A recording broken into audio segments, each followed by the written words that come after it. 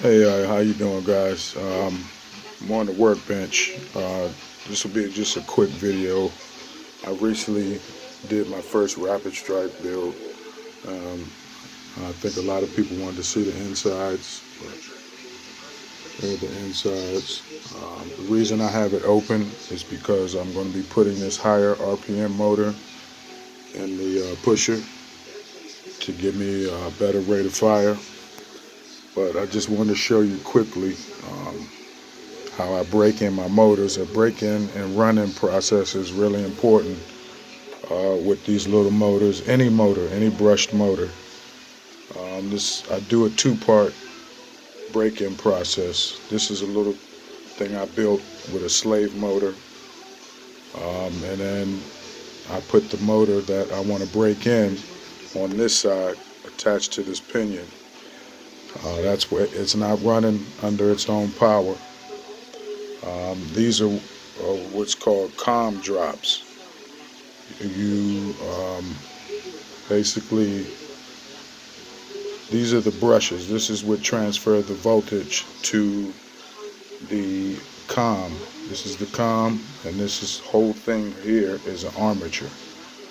Um, so you can tune these motors by putting, different tension springs and brushes on them. And, harder springs will produce more torque.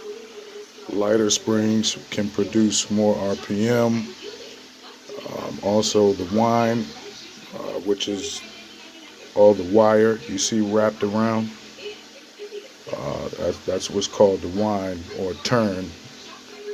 You can get different characteristics, in RPM and, low range power, mid range, top end, all sorts of. I mean, you can really tune these motors, man.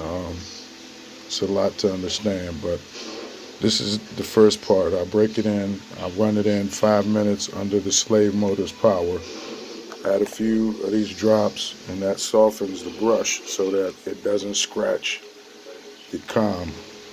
Each time voltage is applied through the brushes to the calm, it puts little pits in the calm, and just over time you lose power that way. And a lot of people just would throw these motors away, but all you have to do is replace the brushes and clean your calm. This is a calm cleaner, or you can get an emery board, some type of emery material, and it'll clean the calm. So that's what I'm going to do here, is continue to break this in. The second part is I use alcohol water mix. I drop the motor in there and I run it under half voltage. Whatever voltage I plan on running the motor on, I'll run it at half that for another 5 minutes. Take it out, clean it with electric motor spray, and re-oil the bearings, and it's ready to rock. And it's a surprising difference in power when you break in a motor properly. But here's the inside of the Rapid Strike. Got the crimson red cage, OFP, 41.5 crush, run 180 motors. You can't see the motors from this side, but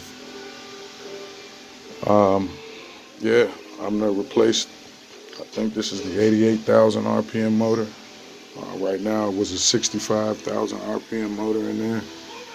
So I'm gonna pop that out and put this 88,000 in and see how that brings up the rate of fire. But there you have it. Just some tips on how I break in my motors and how important it is, the break-in process, to get max life and max power out of your motors. All right, stay tuned. Happy holidays. Thanks for watching.